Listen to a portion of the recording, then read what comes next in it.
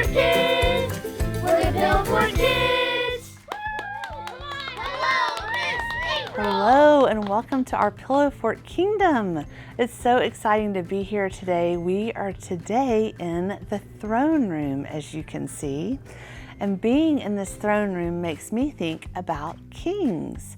And it made me think about a painting that I've had for my boys. Just look at this painting. Can you all see that there's a castle in the painting and also a knight at the front of it? If we use our imagination, I sometimes like to think about the knight looking back up one more time to the king that he's so loyal to and raising his sword to him. But when you look at the castle, if you think about where the king is and how protected he is inside these castle walls, he's protected by the water and he's protected by being on the edge of a really steep cliff. His castle is there.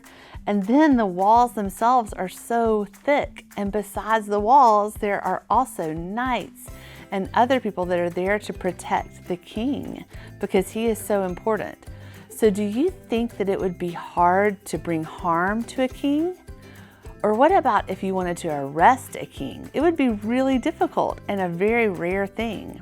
It reminds me of the story we're going to learn about today in the Bible, that Jesus, who is the King of Kings, he was harmed and arrested, but he allowed it. Listen to this story and see if you can think of why he would allow such a thing. The scripture today is taken from Matthew 26 and 27. Jesus came with his disciples to a garden called Gethsemane. He said to them, "Sit here while I go over there and pray." Jesus took 3 of his disciples into the garden, and Jesus became very sad and troubled. Jesus told the 3 disciples to stay there, and he went a little farther. Jesus fell face down and prayed, "Father, if it is possible, spare me from this, but I want to do your plan." Jesus came back and found the 3 disciples asleep. He asked Peter, "Couldn't you stay awake with me for 1 hour?" Jesus went away and prayed a second time. Then he found his disciples sleeping again. He said, "Are you still asleep? Get up, for it is almost time. Someone is going to betray me." Suddenly, Judas arrived with a large crowd carrying swords and clubs. Judas kissed Jesus so the crowd would know which man was Jesus. The men grabbed Jesus and arrested him. Peter pulled out his sword to fight the men, but Jesus told Peter to put away his sword. Jesus said, "Isn't this what God planned all along?" Jesus' followers ran away, but Peter stayed nearby to watch. The men who arrested Jesus led him to the house of Caiaphas, the high priest. The religious leaders wanted a reason to kill Jesus, but they couldn't find one. The high priest asked, "Do you have anything to say? Are you the Messiah, the Son of God?" Jesus replied, "Yes, that is right." The high priest said, "Aha, he has spoken against God." Caiaphas and the religious leaders did not want to believe that Jesus is God's son.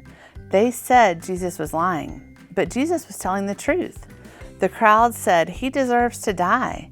They spit in Jesus' face and hit him. A servant saw Peter and asked, "Aren't you one of Jesus' disciples?" "No, I am not," Peter said. Twice more, as Peter watched what was happening to Jesus, someone asked him if he was a follower of Jesus. Peter lied. "No," he said, "I don't even know him." The next morning, the religious leaders decided how they would kill Jesus. They took him to Pilate, the governor.